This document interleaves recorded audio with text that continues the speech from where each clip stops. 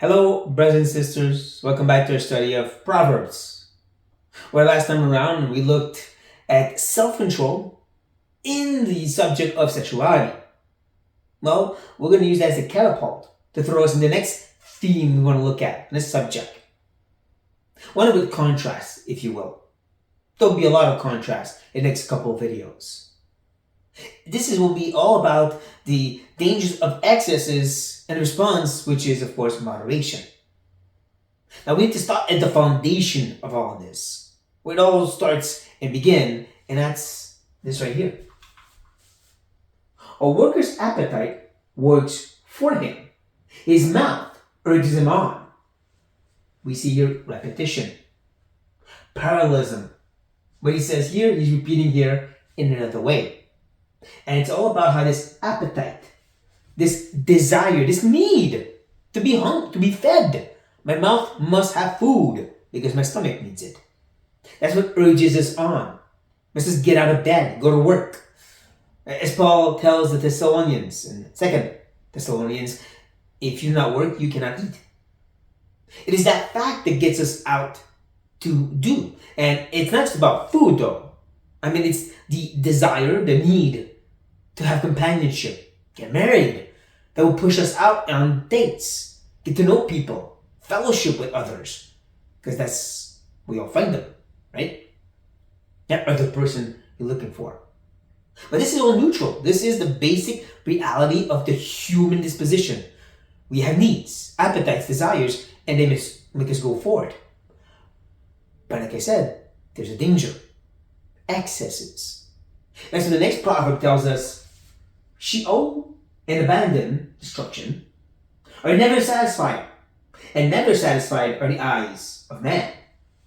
Now here is a different kind of repetition. It's more of a chiastic structure where the next to the first and last piece go together and the middle piece go together. And the middle piece explain the other two. We start with this notion of Sheol, the place of the dead, or destruction. It can never be satisfied in the sense that there will always be dead people. Since the fall, if you are born, you will die. But then he flips it around. The eyes, the needs, the desires of man will also never be satisfied. See, that's the core of it. That's the point of it. How we have in us broken carnality, just like death was brought in by sin, a broken carnality that says more. I don't just want to be fed, I want to feed in great abundance. I don't just want companionship, I want as much sex as possible. It's that brokenness that always wants more. That's the danger, that's the reality that we keep in mind. We recognize this danger and we let it lead us and protect us, if you will. See, that's why the next proverb tells us, if you have found honey, eat only enough for you. At least you have your fill of it and vomit it.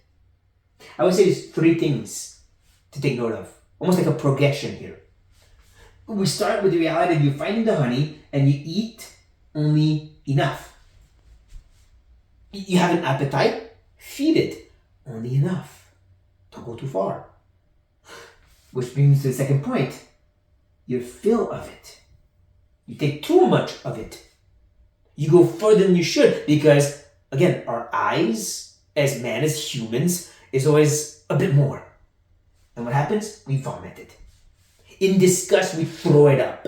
It's too much, we can't handle it.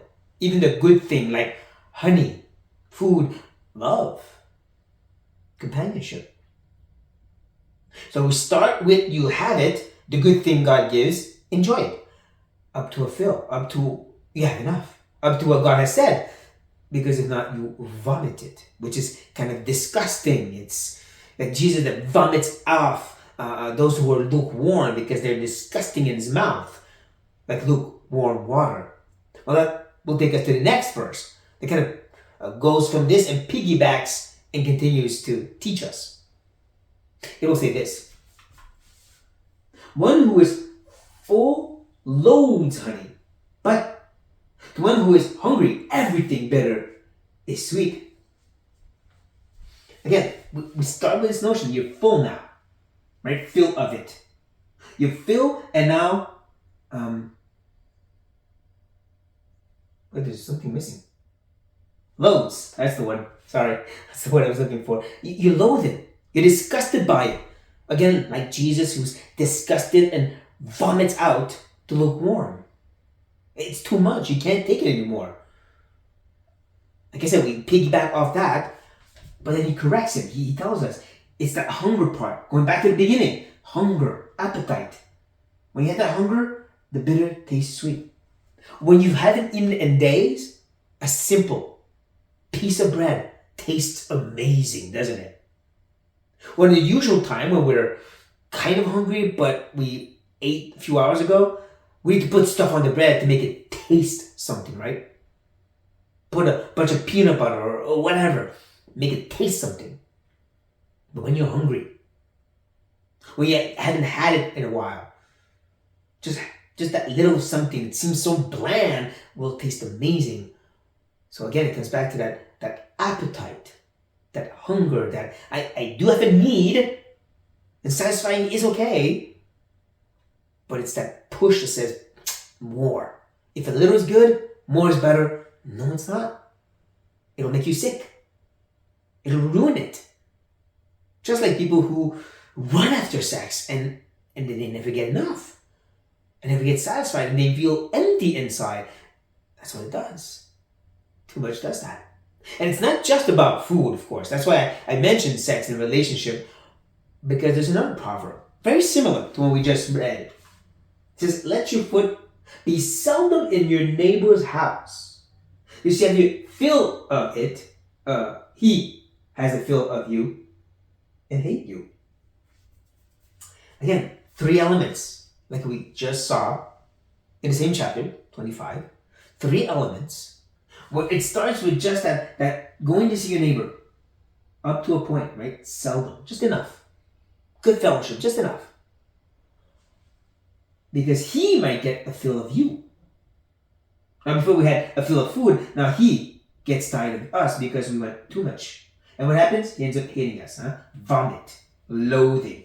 It's always that notion of too much ends up being a very bad, disgusting, bitter thing in our mouth. Even fellowship. Now, I know this verse is talking about them being frustrated and annoyed with us, but I think we can flip it around. I think we can flip it around in the sense that we just saw, when we started all this, how we have a tendency of always saying more, right? Never satisfied. And Paul, the Bible calls that cupidity or avarice, always wanting more. And he says that's an idolatry, actually. So that's what could happen. When you make these people, friends, husband, wife, kids, something you must have all the time, it can become an idol. It can become an obsession.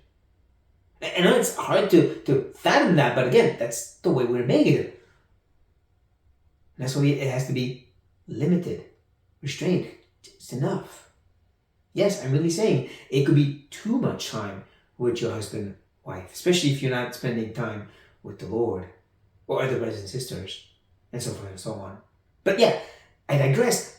Again, there is a danger of irritating the other person, but there's also a danger of idolatry, wanting always more. Now, the problem is, we respond to that reality by another extreme. So I don't want to fall into excesses, so I block myself off from everything. And that's what the next and last proverb will help us with. He's going to say, whoever isolates himself seeks his own desire. He breaks out against all sound judgment. So I don't want to go too many times to my neighbor's house. You won't get irritated that way. So what I'll do is I'll never go see him. Well, that's not the answer. Usually that's what we do, right? If excess is the danger, then my response is to block everything out. I won't ever eat honey. That way I can't vomit it. No. As he says here, and we go back to the idea of desire once again, right? It's seeking your own desire. Just like we started the appetite, and the appetite was wanting more, we come back to this fact that it's still about the desire. Here's what I mean. Many godly men and women from the past have tried to isolate themselves from society, right? Hermits, we call them, monastic vows, because the idea is we have sexual desires, we can't just give ourselves to it, so we'll just separate ourselves from everybody instead of getting married, instead of fighting the good fight. Now the problem with that is it's also satisfying this flesh in another way. Paul talks about that in Colossians. This don't touch, don't drink. It satisfies the flesh as in you can glory in it. Now, you won't overtly say it. Then these hermits would say, I'm so spiritual. But it still, it does satisfy the flesh of saying, I've cut everything off. And there's motivate other people to say, look at that great man of God who cut himself off. It still satisfies the flesh. It's still for its own desires. Not good. We like to say, I never drink.